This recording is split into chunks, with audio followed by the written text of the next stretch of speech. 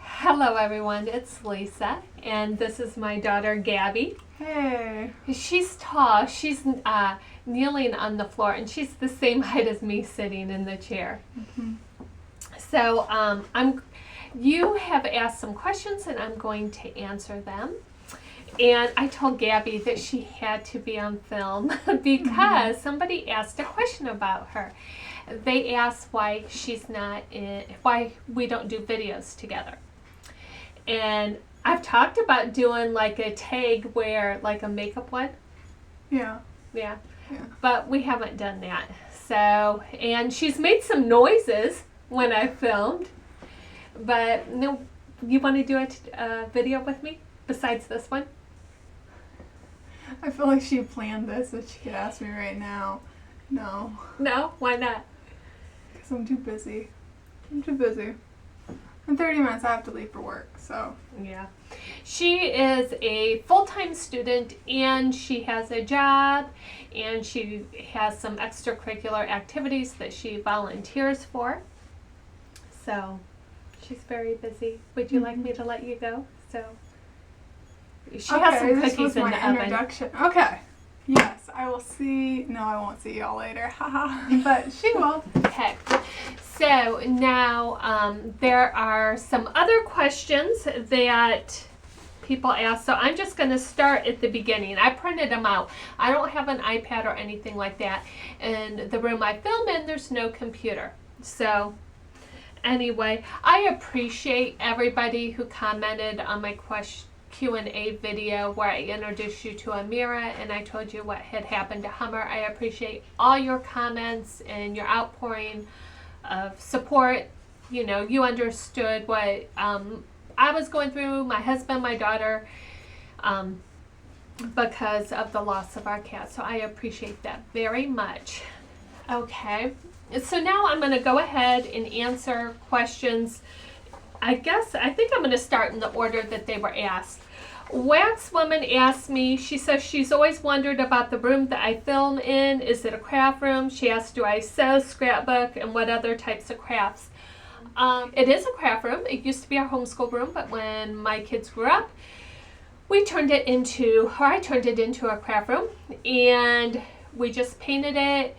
Most of the things in here are from IKEA. I have a couple of videos that you can see online of the room. It has changed a little bit since my last video.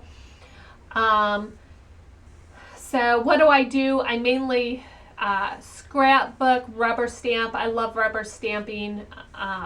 Probably the best, making cards and little gifts. Have not done it for several years while working at Amazon, but I'm starting to get my life back after Amazon. If that's, if anybody has any questions about that, I can, answer that. But there was no time for anything else for those years that I worked there. I'm just now starting to get my life back, and today I'm going to be stamping and making some gifts for my coworkers. So I'm really excited to do that after a couple years. I do have a sewing machine. My husband bought it for me for Christmas at my request because I have big plans, but I have not sewn with it. So that's one of the things that I want to do. I didn't do any crafts while I worked at Amazon, and that was a present that I got while I worked there. So what other types of crafts? I really want to do some crocheting. I want to do like granny squares and make an afghan.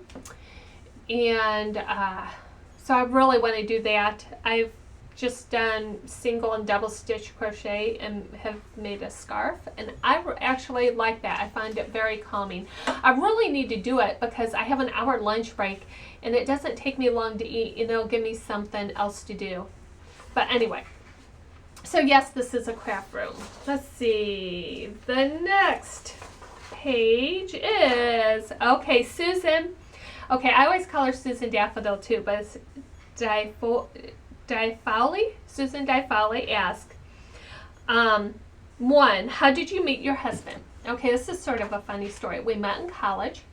He was in a class with my sister, my sister had broken up with her boyfriend, and she was going through a hard time, and I was like, my husband's name's Jeff. I was like, you should date Jeff. He is so cute. You should date him. And she's like, nah, because she really liked her boyfriend and that, and her and my husband never, got together. So then about a year and a half later, my husband and I were in a class together. We had the same major. My husband's older than I am, but he was in the Navy in Okinawa, and we both majored in East Asian Studies. And so after he got out of the Navy from Okinawa, he was in college. That's where my sister and my husband were taking a Japanese class together. And when my husband and I were together, I was my senior year doing senior seminar, and we were going on a field trip to a museum. And my husband was in that class, and I was like, is he following me? Nah, I'm probably just noticing him because I think he's cute, so I'm just noticing him, but he was following me. And he did like me, and about a week later, we were out at a party and saw each other, and we started dating, and we've been together ever since. So what is your most comical cooking catastrophe? Well, you know what? I guess one was a time that I made sushi. And we like wasabi. Well, I put the wasabi on, and oh my word, that sushi was so hot. It was like, I ruined it basically, but we couldn't let it go to waste. And my husband still remembers eating that super hot sushi with all that wasabi. In fact, I just did this. There is a recent cooking catastrophe. I told you I did that once a month cooking. Well, I did this. It was like buffalo chicken in the crock pot, and I never made it, but I thought that sounds like something my husband would like because he likes buffalo wings. So it's like all this hot sauce with the chicken. Well, I wasn't really thinking, and I just mashed up that chicken in that hot sauce, and it absorbed all that Tabasco. And we like things hot. Now, we are not wimps by any means, because we do love wasabi. We lived in Louisiana. We love Cajun food. We lived in Texas. We love spicy Mexican food. My neighbors are Indian. We love spicy Indian food. So we're not wimps. Okay. I should not have done what I did with that. And my husband was eating that spicy chicken, and he brought up the sushi from however many years ago. So anyway, so those are two recent cooking disasters. And what is your most embarrassing moment? You know what? I've had lots of embarrassing moments because that's just sort of how I am. Sort of klutzy in that. So, this is a tiny one. I mean, I must have been traumatized enough that it stuck with me, but it's sort of stupid. It was like 6th, 7th grade. I gave a speech, and my zipper was down, and somebody, all the kids noticed it or whatever. Then when I was young, like early 20s, and I just became a Christian, and I was going to church. I don't know what happened, but they had called up the deacons or the people that they had selected to do communion or to do the Lord's Supper. And so they just so happened, because I'm the type of student that I sit in the front. Now, of course, in church, I tend to sit towards the middle. My husband likes to sit in the back. Now that he's a Christian, we'll sit, But I sat right in the front. Well, guess where all the people were that were serving? They were all in that row. So when they got up, I thought, well, so I went up with them. And I said, they're like, what are you doing up here? You weren't supposed to, what are you doing up here to serve the Lord's Supper? So I served the Lord's Supper to everyone, because I'm like, should I go back? They're like, no, just stay up here. I mean, I've had some things like that. You stick around me. I have embarrassing moments. Another time when I was in my 20s, I was pulling things off of a shelf, and there was a blanket on a top shelf that I wanted, and this is a no-no. There was a heavy, like a little wooden jewelry box on it. It wasn't little really, and I pulled that blanket down, and I'm like looking up, pulled the blanket down, I pulled it right into my face and gave myself a black eye and walked around the neighborhood. So embarrassing moments, I probably couldn't shoot. I could just keep on telling you stories of all the stupid stuff I've done. What retired Yankee candle would you want to come back and why? Well, you know what? Most of the ones that I've liked, that I remember from a long time ago, are still being made. Like the green grass or the cut lawn one. It's not a favorite, but I know that they still have that at the Yankee store, but I wouldn't want that one. Midsummer's Night, they still make. Home Sweet Home, you know, you can find that one. Most recently, I would say Paradise Spice, Stormwatch, or Cozy Sweater. Stormwatch you can still get online though, so I would say Cozy Sweater would be my number one. Then after that, Paradise Spice. Oh, I'm sorry. That was Sharon Ventola who asked me about the Yankee candles, and I skipped. Princess Jasmine says, what are your 2 favorite Bath & Body Works candles? I'll say I have actually quite a few Bath & Body Works candles I really like, and it was hard for me to choose. I would say Fresh Bamboo's one. It's just a scent that I never tire of. It's just a really nice scent. Another one that I really like is Moroccan Market. So, and I really wish they would bring that one back, but those 2. Ivan says, hi, I'm a new subscriber, and my question is, how much do you spend on candles every month? I'm just really curious.